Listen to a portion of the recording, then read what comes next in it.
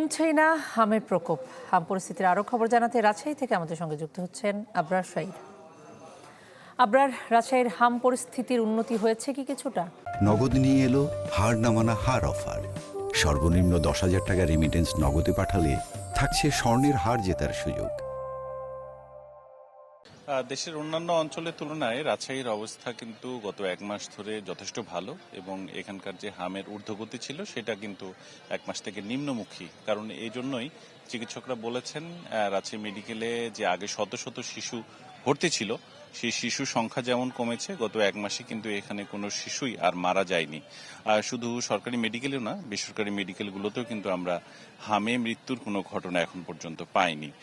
চিকিৎসকরা যেটি জানিয়েছেন, গত 24 ঘন্টায় উল্লেখযোগ্য হারে এখানে হামে উপসর্গ নিয়ে ভর্তির শিশু সংখ্যা কমেছে। নতুন করে ভর্তি হয়েছে মাত্র 2 জন। 24 ঘন্টায় এখান থেকে ভালো হয়ে সুস্থ হয়ে বাড়ি ফিরেছেন 14 জন, এবং এখন পর্যন্ত কোনো মৃত্যু নেই 24 ঘন্টায়। বর্তমানে সাসপেক্টেড বা চিকিৎসাধীন এখানে রোগীর সংখ্যা 43 জন। ফলে বলা যায় যে বেশ খানিকটা উন্নতি হয়েছে। এবং প্রথম ধাপে যখন হামের টিকা দেওয়া শুরু করলো সরকার, সেই সময় কিন্তু গোদাগাড়ী উপজেলার একটি ইউনিয়নে 100% বেশি টিকা দেওয়া হয়েছিল, এবং তারপরে আবারও প্রায় 20 দিন ব্যাপী যে টিকাদান কর্মসূচি ছিল, সেখানেও আমরা দেখেছি প্রায় 1.5 লাখ শিশুকে 100%-এরও বেশি এই অর্জন করা হয়েছে টিকা দিয়ে।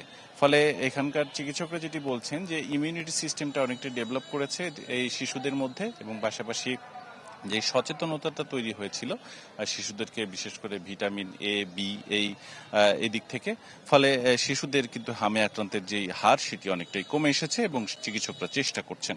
তবে নতুন করে আরেকটি শঙ্কার খবর, ডেঙ্গু আক্রান্ত 2 জন রোগী এখনো ভর্তি হয়েছে, এবং এই ডেঙ্গু নিয়েও কিন্তু হাসপাতালটিতে কাজ করে যাচ্ছে। ফলে বলা যায় যে হাম উপসর্গ নিয়ে এখানে কোনো মৃত্যু নেই, এবং চিকিৎসারত রোগীর সংখ্যাও কিন্তু কমছে। এ ছিল আমার কাছে।